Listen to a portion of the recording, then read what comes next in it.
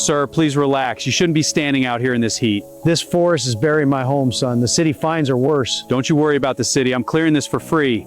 For free? Nobody cuts down a forest like this for nothing. You've worked hard your whole life, sir. Let me fight this storm. God bless your soul. I thought the world had completely forgotten me. As I promised Liam that reinforcements have finally arrived, and that I would clear this entire concrete path and the massive overgrowth for free, I saw the tight, guarded expression on his weathered face finally begin to melt into a look of absolute relief. Seeing him stand there against the chain-link fence, an 80-year-old grandfather wearing his signature denim jacket over a plaid shirt, and leaning heavily on a rugged wooden cane just to stay upright, it broke my heart to realize that the city's $3,000 to $100 code enforcement fine was a crushing sentence of total despair for a man living on a fixed income. Liam had spent his younger years working hard to clear paths and keep the community safe. But now, in the twilight of his life, his frail body had finally betrayed him, leaving him completely powerless to stop the aggressive jungle of vines and tall weeds from swallowing his light cream-colored house. The dense, chaotic forest of hedges seen in the screenshots wasn't just a simple property violation. It was a physical wall of isolation that trapped him inside, turning the sanctuary he loved into a source of constant, suffocating anxiety that made him feel like a ghost in his own neighborhood.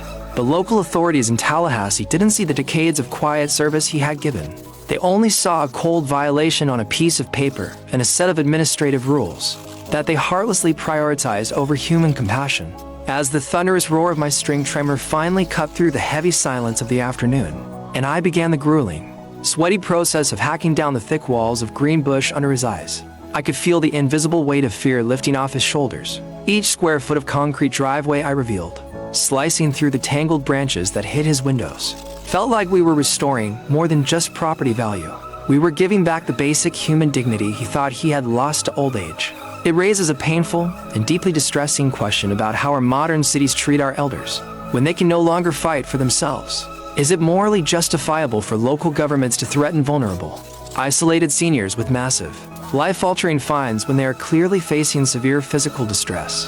Or do you believe that property maintenance codes must always be enforced to the absolute letter, regardless of a resident's history or health? I really want to hear your deep, honest, and unfiltered thoughts on this complicated situation in the comments section below, as your perspective helps us shine a bright light on these forgotten struggles. If you believe we desperately need more human warmth and less heartless bureaucracy for people like Liam, please hit that like button with everything you've got and share this story far and wide to help me inspire more people to look out for their elderly neighbors.